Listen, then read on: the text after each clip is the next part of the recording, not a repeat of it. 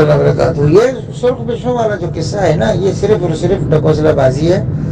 یہ اپنی بدترین جو ہزیمت ہوئی ہے نا، ذلت آمیز ہزیمت ہوئی ہے کہ چند لٹے پھٹے زیر زمین کہیں پر بنا گزین لوگوں کے ہاتھوں دنیا کی اتنی بڑی طاقت خراب ہوئی ہے، تو وہ اپنے آپ اس رسوائی کو بچانے کے لیے کوئی کہانی تو گھڑے گی نا۔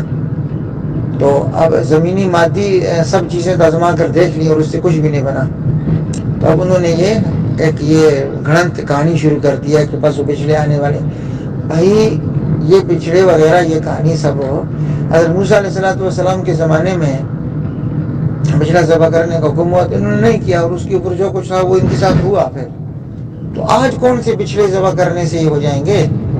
نہ تو یہ ہمارے یہاں جو سچی پیش گوئی ہے حضور علیہ السلام کی، نہ ان میں کبھی کہیں اس کا ذکر ہے، نہ خود تورات میں اس کا کوئی ذکر ہے۔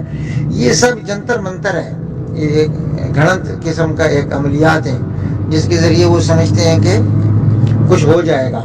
جیسے عیسائی سمجھتے تھے کہ آیا صوفیہ میں اگر کوئی داخل ہوگا تو آسمان سے فرشتہ آئے گا، تلوار سے اس کا سر قلم کر دے گا وغیرہ، انہوں نے کہانیاں بنائی ہوئی تھیں۔ وہ جو محمود غزنوی نے جس بت کو توڑا تو اس کے متعلق کہانیاں گڑھی ہوئی تھیں کہ اگر کسی نے کچھ کیا تو اس کے ساتھ یہ ہو جائے گا اور وہ ہو جائے گا۔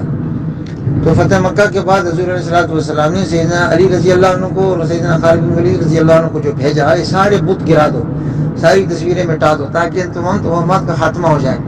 تو یہ صلیبی اور صہیونی انہی توہمات میں آپ پڑے ہوئے ہیں اور انہی توہمات کے ذریعے سے آپ یہ سہارا لے رہے ہیں۔ تو اس کا کوئی بھی حقیقت نہیں ہے، نہ ان بچڑوں سے کچھ ہوگا، یہ ان کا ایک ٹوٹکا ہے اور بےمانہ سی بات ہے۔